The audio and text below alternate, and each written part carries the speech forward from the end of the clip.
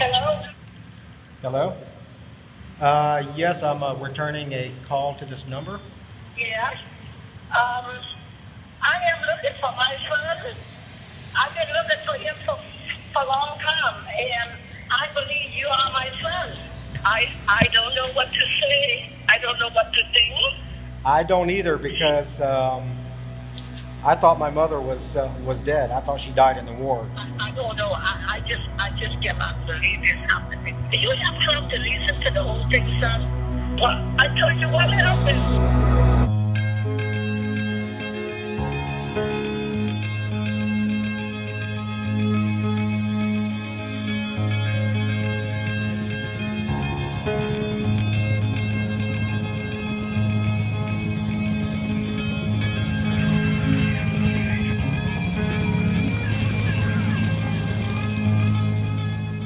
Probabilities of meeting someone from the same orphanage during the same time frame, 8,000 miles away nearly 50 years ago, to me was just astronomical.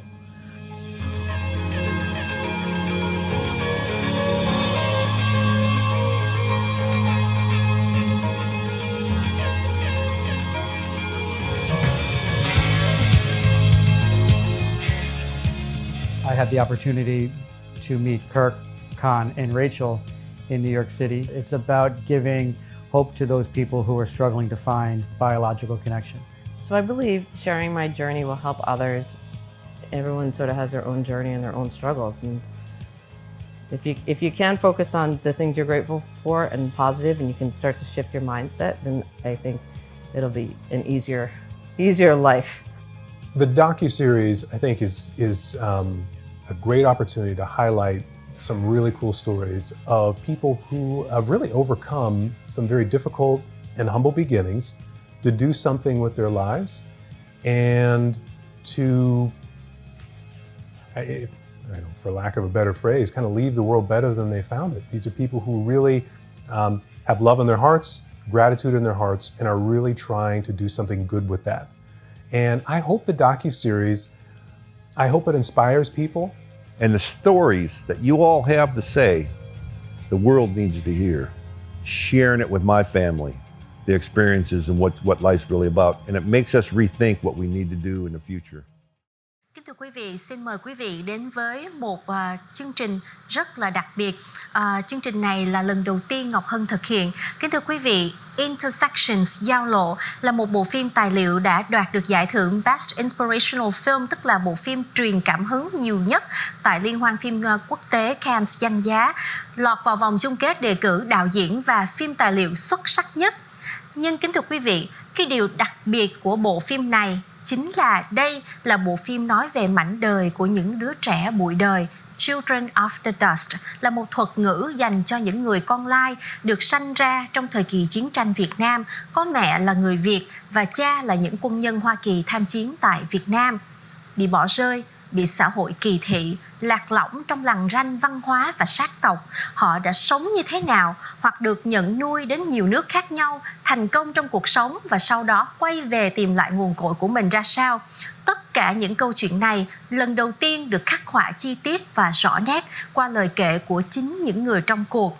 Trong docuseries Giao lộ, tức là Intersections, bởi nhà đạo diễn và cũng là một người con nuôi, con lai trong chiến tranh Việt Nam, ông Trần Văn Kirk, tức là Kirk Kellerhals, dẫn chương trình và dẫn chuyện con nuôi con lai trong chiến tranh Việt Nam là ông Cảnh Oxelson.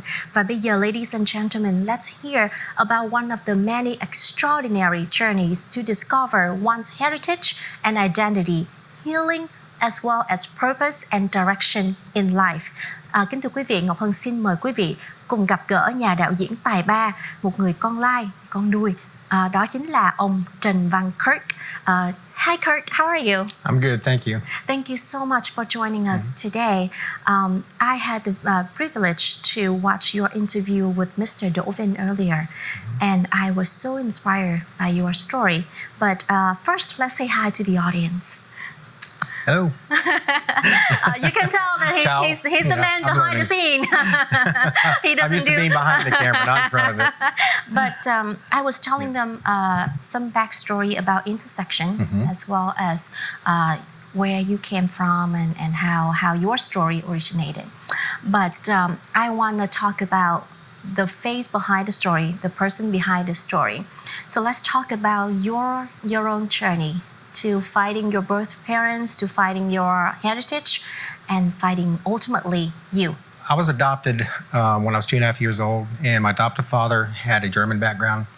My adoptive mother had an Irish background, and they had 2 natural children of their own, 2 daughters that were blonde-haired, blue-eyed. So growing up in elementary school, it didn't take me long to realize that I didn't exactly fit in. When you look at our family and you see the differences.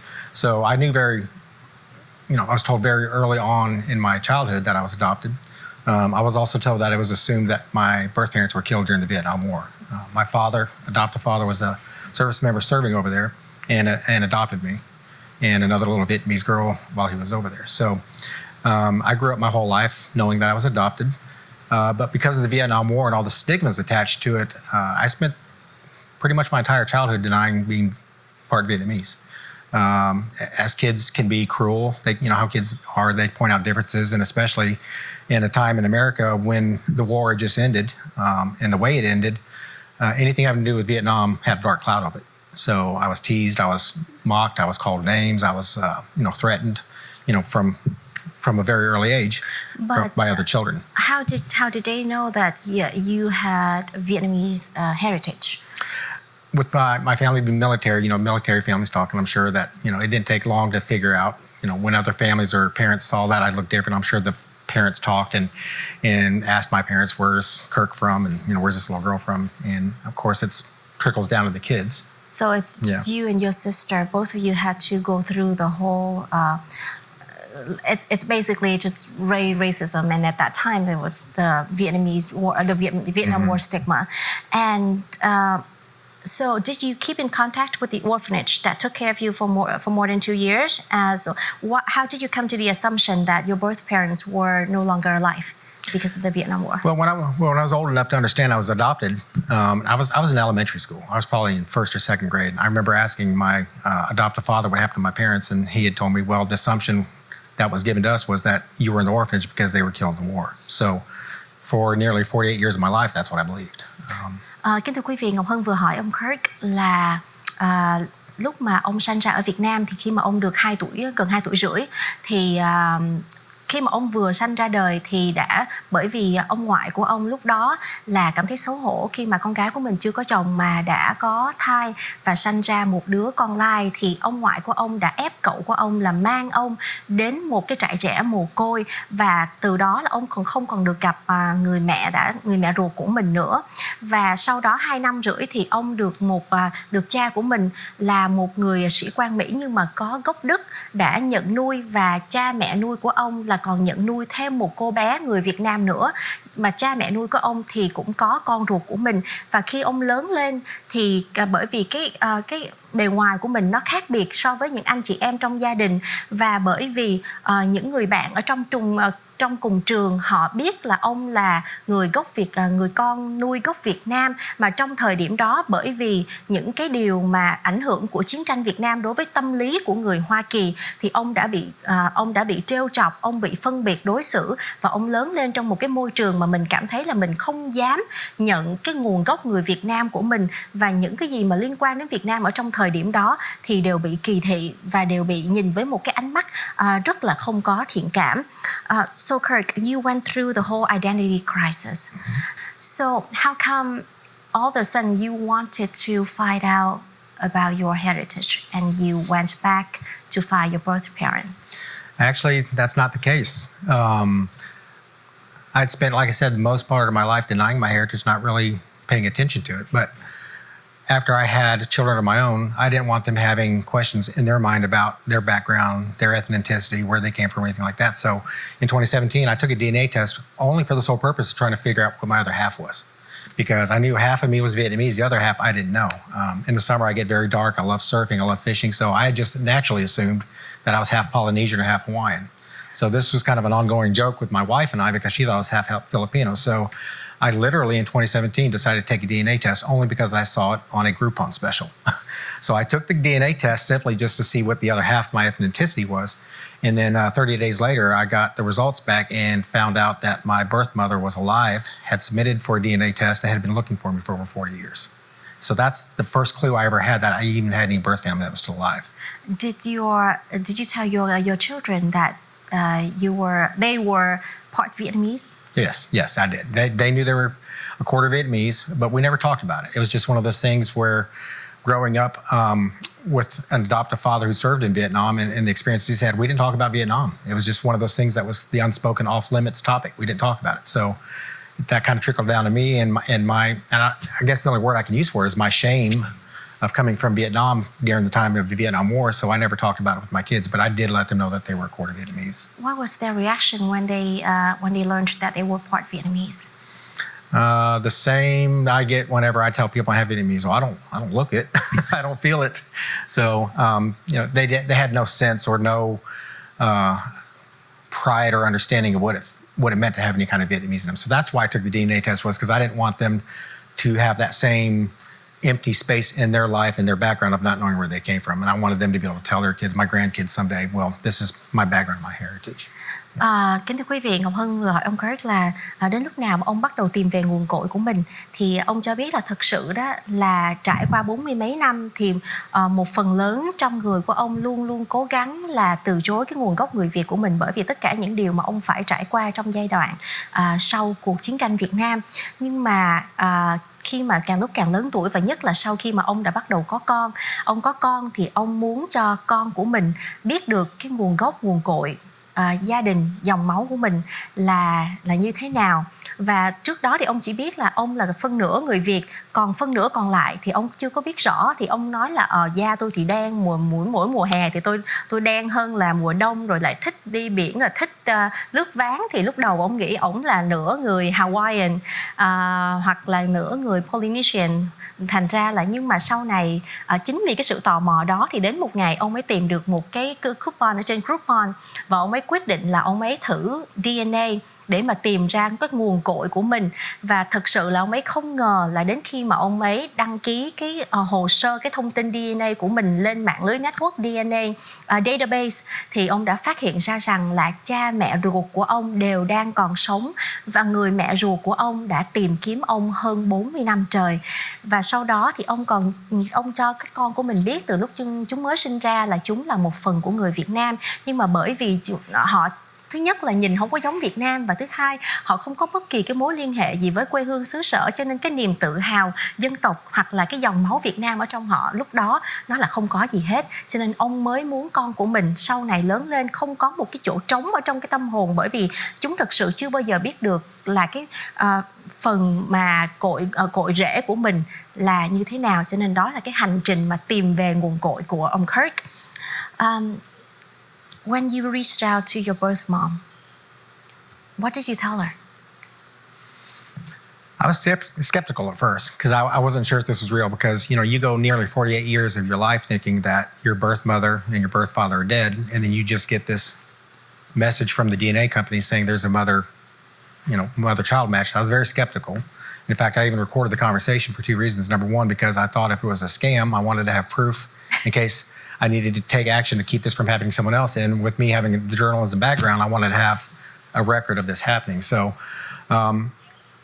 we talked, we compared dates, we compared details, and I got a very good idea of what actually had happened. I also found out in that same phone call that not only was she alive, my birth father was still alive and living up in Syracuse, New York at the time. When CBN News documented the long-awaited moment for Keller Halls and his birth mother, Twee Nati Niblett. Niblett and her husband drove from San Antonio to Virginia Beach for the emotional reunion. Thank you so much, God. Thank you, Jesus. Thank you so much. Thank you for bringing my son to me. Thank you so much. Oh, God, I love you so much. So in the course of one phone call, I found out I had a living mother, a living father, and half brothers and half sisters on both sides of the family. So it's like turn your world kind of upside down, the whole assumption that my birth parents are gone and now they're both alive. And your birth mom's been looking for you. Mm-hmm. So the first time that you met your birth mom, how did it go? Where did it happen? Well, I was living in Virginia Beach at the time, and she had been living in Texas. In fact, she had been in the United States longer than I had. She had married a service member, not my father, but a service member. and had been living in the United States for a year longer than I had. So she'd been living in Texas, and her husband drove up to Virginia Beach in the summer of 2017, and it was amazing. I mean, there's no other way to describe it. I was out front pacing back and forth, waiting for them to show up. CBN had done a story on it, and was there to actually capture it live. But I've said it over and over, and I'll say it again. It was like an out-of-body experience. I just felt like I was on the outside watching this story unfold. It was surreal. Was there any moment in your life that you blamed your birth grandparents, especially your grandfather? Surprisingly, no. I think if I had found my birth parents earlier in my life, maybe. But I had lived long enough. I was 47, almost 48 years old. I don't want to say I was wise, but I've experienced enough to know, and wise enough to know that was a time of war.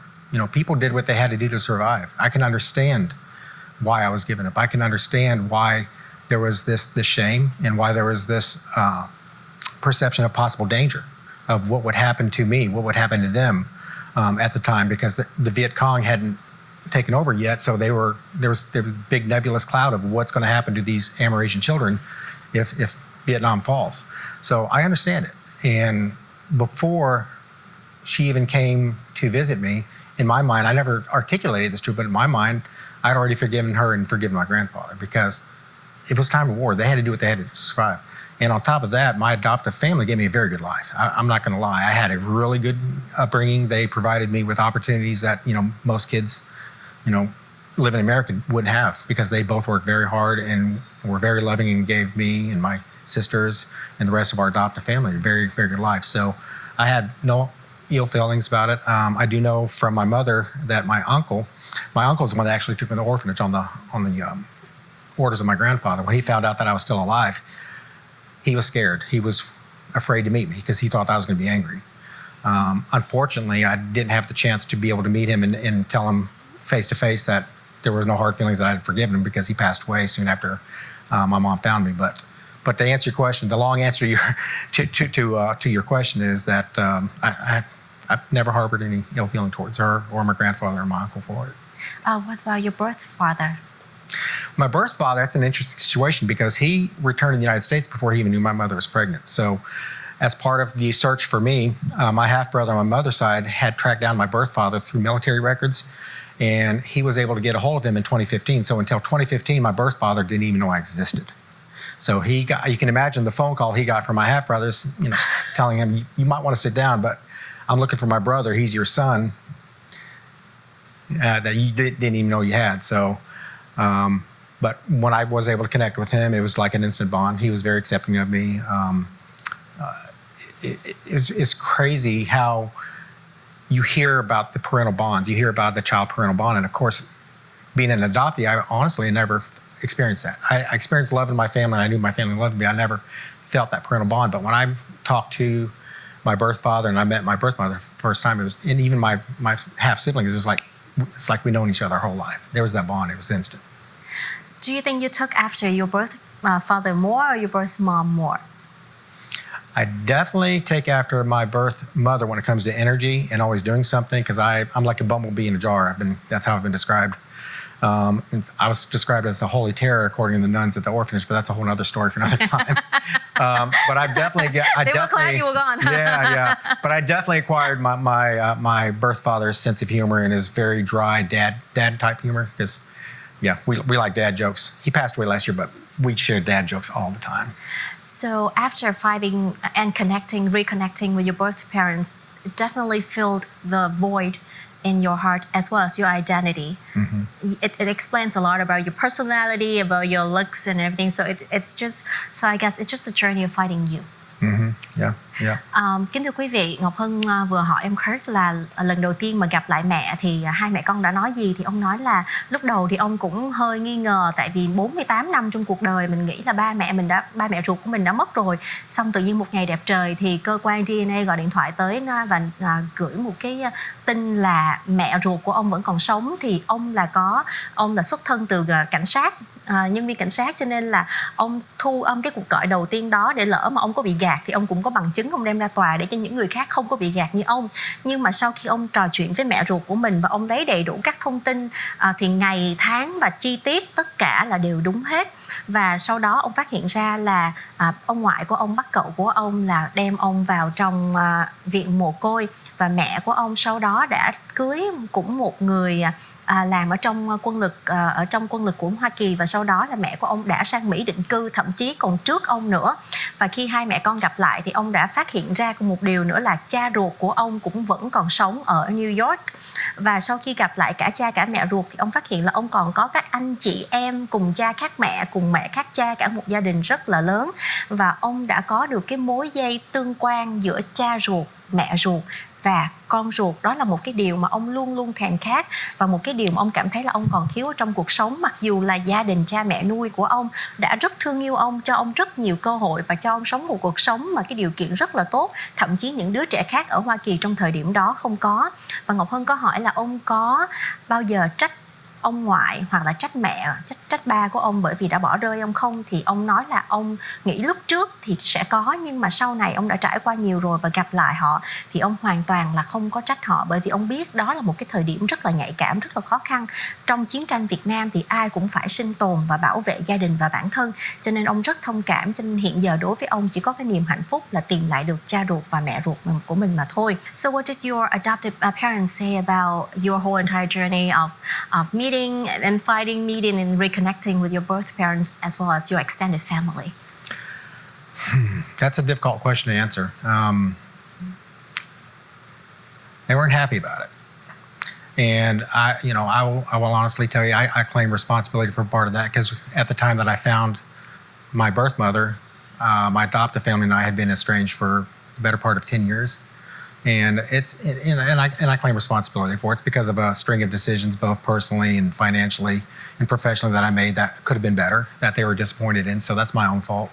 So at the time that I found my birth mother and I was estranged with my own family, the perception, from what I understand, was that they didn't understand that I wasn't looking for my family.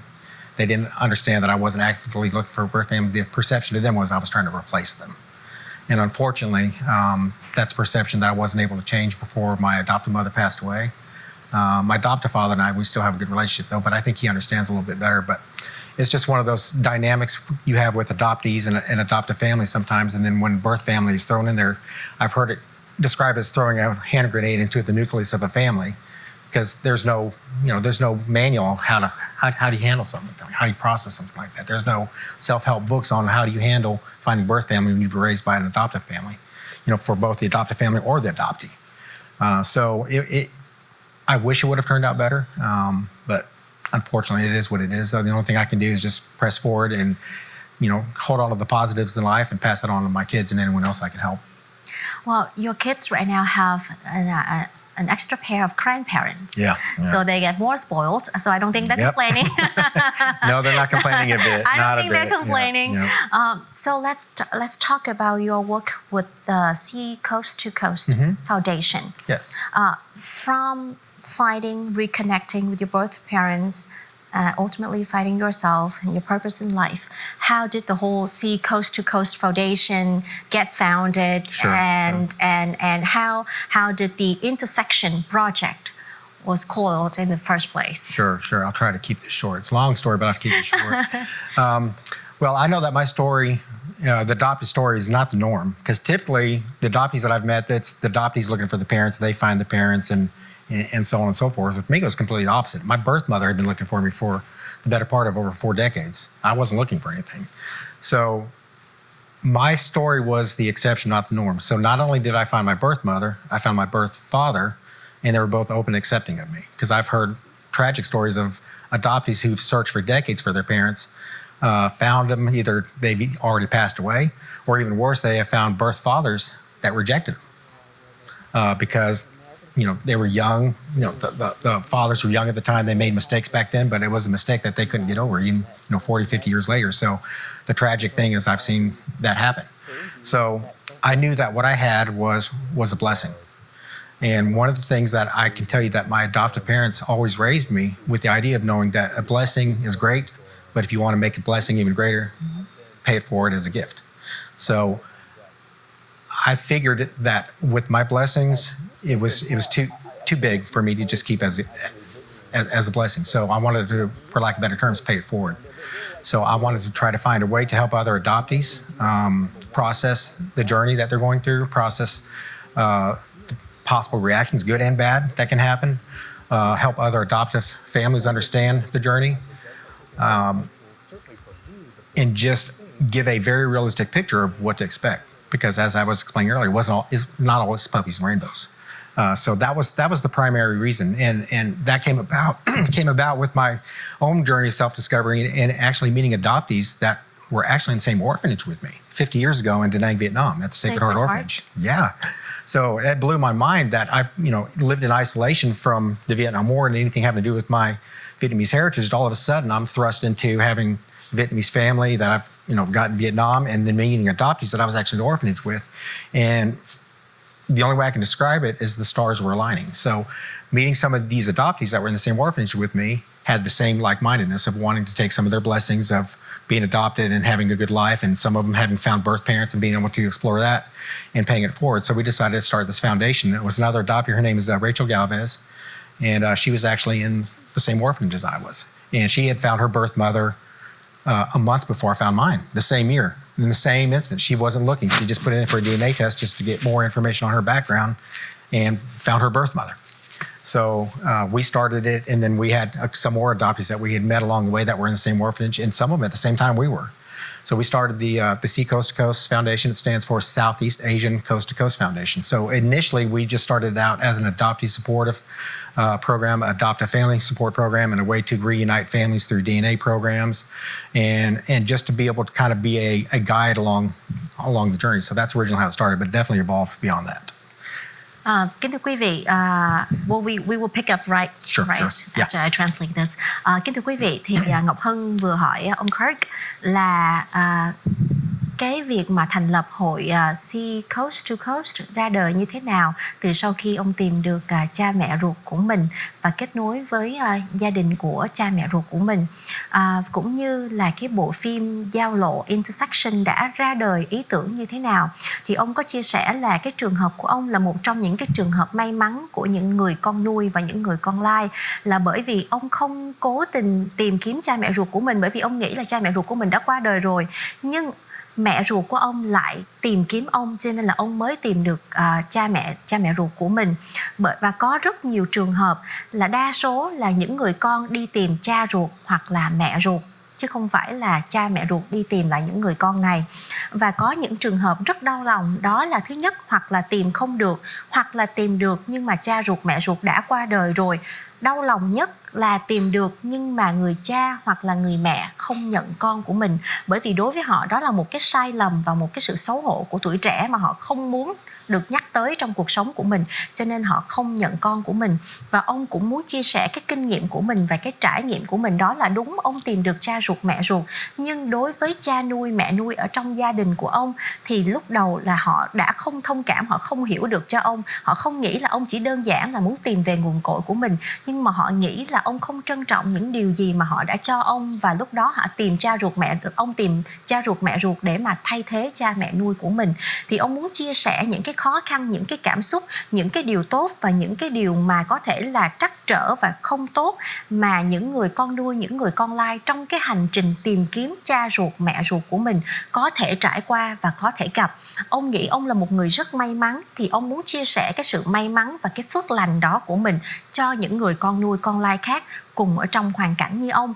Và có lẽ là một sự sắp xếp của ơn trên đã cho ông gặp những người bạn có cùng chí hướng, những người con lai, những người con nuôi, có những người mà ở cùng trong cái trại trẻ mồ côi Sacred Heart Orphanage của ông ở Việt Nam, thậm chí là ở cùng trong một năm, trong một thời điểm họ đã cùng gặp lại nhau và họ ngồi lại với nhau và họ đã quyết định thành lập nên cái hội là Sea Coast to Coast, tức là hội Đông Nam Á mà vượt biển Đông Nam Á, để mà kết nối những người con lai, những người con nuôi để mà tìm về nguồn cội và tìm lại cha mẹ ruột của mình thông qua những cái phương pháp là DNA testing.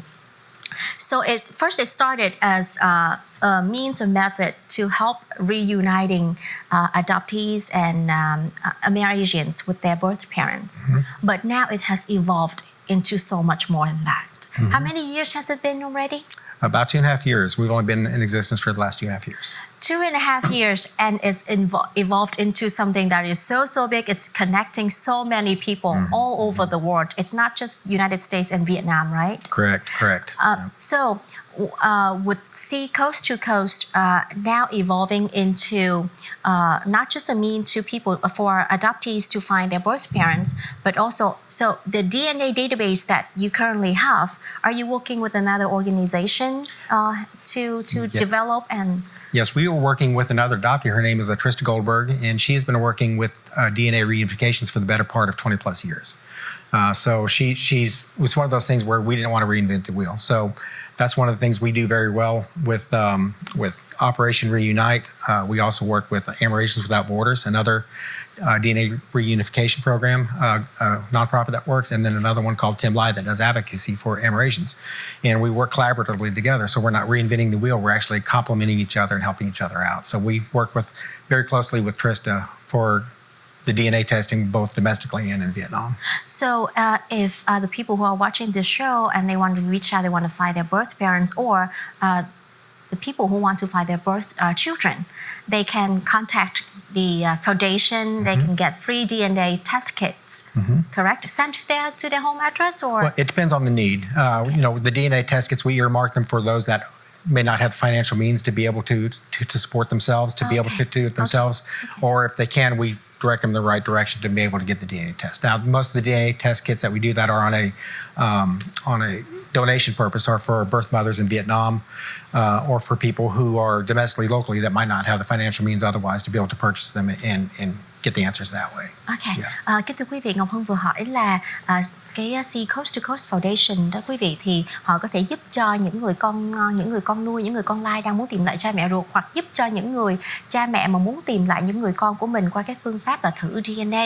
Thì nếu như quý vị không có điều kiện kinh tế để mà mua được những cái DNA, những cái test, những cái kit thử DNA, thì họ sẽ cung cấp cho quý vị, bởi vì họ là một cái tổ chức phi vụ lợi và họ kết hợp cùng với những tổ chức phi vụ lợi khác để mà giữ cái DNA database, cũng như là xin quyên góp những cái DNA test kits cho những người mà cần thiết. Cho nên là quý vị có thể liên lạc với hội nếu như quý vị không có khả năng tài chính để mà mua những cái DNA test kit này, và để mà lấy DNA của quý vị, lấy thông tin của quý vị và bỏ vào trong cái hệ thống DNA để quý vị có thể tìm lại được người thân của mình. Quý vị có một chút xíu nữa Ngọc Hân sẽ hiện lên trên màn hình những cái thông tin để quý vị có thể liên lạc với hội Sea Coast to Coast Foundation.